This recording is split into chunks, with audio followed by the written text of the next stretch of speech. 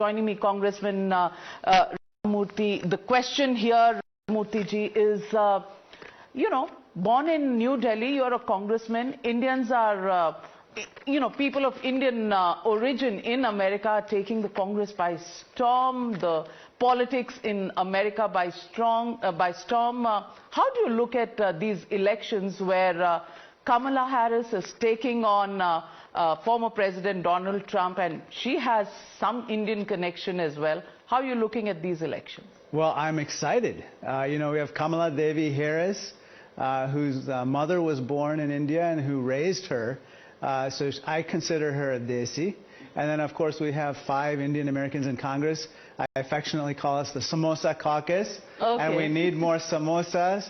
And we need more of Congress to look like America. And as you know, Indian Americans are doing very well in the United States. And so it's only time that they get more involved in the civic life of this country. How do you look at the campaign as it is running currently? We've just seen 2 attempts on former President Donald Trump's life, and then we've seen the debate between Kamala Harris and Donald Trump, where polls suggest that she's picked up a lead of sorts. Where do you think this campaign and this election is going? I think it's very close. I think that this is an election that will come down to the results of just a few states. Out of 50, there are about 7 that are in play, so to speak, that are very close, and that will help determine who the next president is. I myself am standing for election just like Kamala Harris, and so I'm also seeking a contract extension, so to speak, for my 5th term, and so it's a busy time. It's a busy time, and how much of India do you think reflects in American policies in the Samosa Caucus? How much is the Samosa Caucus able to push, the Indian concerns right here in the U.S.? Well, I think Indian American concerns reflect, broader concerns. So what do I mean by that? We need to have a good legal immigration system. We need to have a good public education system, since many of us were raised in families that sent their children to public schools. And then finally, we need to have a country where entrepreneurship, the free enterprise system, our capitalist system is allowed to flourish, even at the same time that we give everyone an opportunity to get on the up escalator of the economy. Do you speak a bit of Hindi? Do you remember a little bit of Hindi? Jaldi karo. Jaldi karo, yes, okay. And what would you say about Prime Minister Modi? I think that he is the Prime Minister of the world's largest democracy. And we saw the majesty of democracy on display in the recent elections. And I think that, Prime Minister Modi is in a situation where, basically he's going to be working with Joe Biden, but also the leaders of Australia and Japan as part of the Quad, in setting the international rules of the road with regard to economics, with regard to national security and military matters, and also with regard to people-to-people ties, making sure that we can have more exchanges of everyone from artists to journalists like yourself, and of course immigrants. Vice President Kamala Harris has had a few views that don't quite match up or sync with what the present Modi government really thinks about, especially on Kashmir. Do you think that's going to impact relations going forward, if she wins these elections? No, I don't think so. I think Kamala Harris is a Desi. And we Desis... Desi girl. Yeah, she's a Desi girl. And she has I know her well. She has a very soft corner for Desis. She has a very soft corner for India. She's been to India many times with her mother.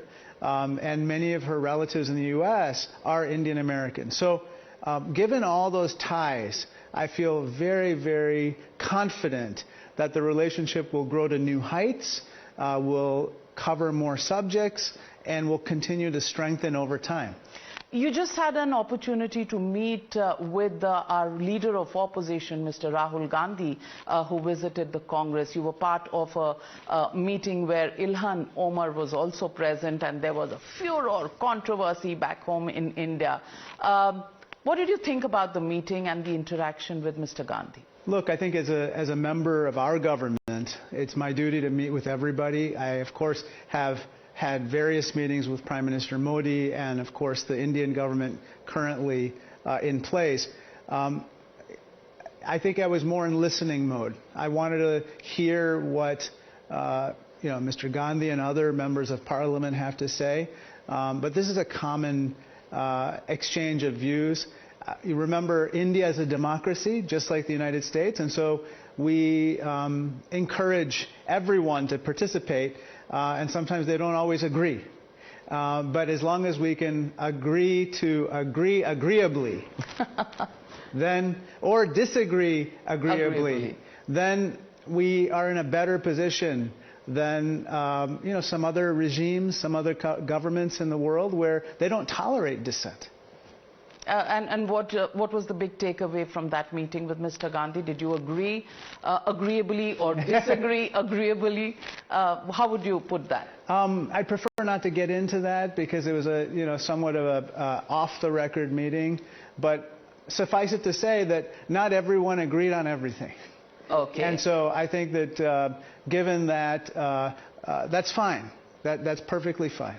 And Ilhan Omar and her position on Kashmir, again, the fact that she's more with Pakistan than with India, and in India it's an either-or kind of a situation, at least amongst the people of India, that if you're with Pakistan, you can't be with India. Did you think that interaction a little odd? I don't know. I was made in India, and so I obviously have a very soft corner for the motherland, so to speak. America is the place where I represent 750,000 people, and I owe my first allegiance. But India is very close to my heart. My belief, and I have many Pakistani American constituents as well, and I think what unites Indian Americans and Pakistani Americans and others in my district is a hope that in our country, in the United States, we can all unite around common challenges that face our families, even as we might root for different teams, in the World Cup. Right? I mean, True. There's a huge cricket match in Long Island, I believe. And we had so many people from my district fly to New York City to watch, and they wore their respective jerseys, right? But under it all, they were Americans. And I think that is... that simplifies things quite a lot. Yeah. In India and back home in Pakistan, it's not so simple, really. But let me, do you remember, other than Jaldi Karo, if I were to say, we have a huge Hindi audience in our Hindi channel. Anything that you would want to tell Indians in Hindi? If I start speaking Hindi, you'll say, please speak English. So kuch thoda bahut. You know what? I'll just say kya ho gaya. And, that's the one thing that I always remember my mother would ask when we went shopping.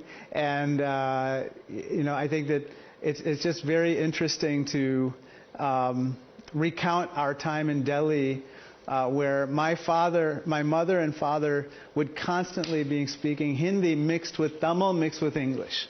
Okay. As I grew up. Amazing. And that's what national integration back home in India really looks like. All cultures, all ethos, in a nice little mixture. Right. And, a little bit of Punjabi and Tamil is great. Right. But let me ask you, do you think there's going to be another debate between Donald Trump and Vice President Kamala Harris? I don't think so. I don't think Donald Trump will want that. I think that he was thoroughly defeated in the last debate, and I think that he doesn't want to have to go through that again. And do you think, the poll leads will consolidate into real gains for Kamala Harris, make her win these elections? I think so. I think she's got the momentum. I think she has the energy, the enthusiasm. She's a fresh face, relatively speaking, for the presidency, and she represents, the future. And unfortunately, Donald Trump keeps talking about the past, keeps relitigating old grievances and going over old disputes. That's not where America wants to go. And do you think there's a making of a sympathy, vote for him, or a sympathy atmosphere for him? Certainly among certain people, I would think. But at the same time, I think that there's a desperate hope for a future where we can unify as a country. He is viewed as a slightly divisive figure. And as an Indian American, I feel very strongly, I'm a Hindu, I'm an Indian American, I'm of a different ethnicity, I'm an immigrant. I want to live in a country where everybody is celebrated regardless of who you are or where you come from or the color of your skin. And I think Kamala Harris represents that future. Let me just, in the end, ask you one question. The recent attack on the BAPS temple, number one, and number two, the position of Gurpatwant Singh Pannu. These two questions worry people back home. On Pannu, do you think it's a deal breaker between India and the way United States looks at the entire issue? Honestly, I don't know. And I think that my hope is that our relationship is so strong that we will weather any kind of disagreements. With regard to the first issue, that was appalling.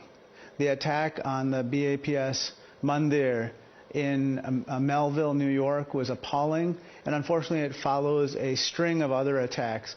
So we have to stand in opposition to hatred of any kind, whether it's directed at Hindus or anybody. And so I'm glad to see so many of my colleagues join with me in condemning that attack. When you see Modi, what do you think? Modi and India, how would you define that? Well, look, I think that he's now beginning his third term, and that's unprecedented in recent times. And you have to hope that the leadership of India always does well, because just as we would hope that the President of the United States does well, we want the people of India to flourish. Thank you so much. Thank you very much. Thank you.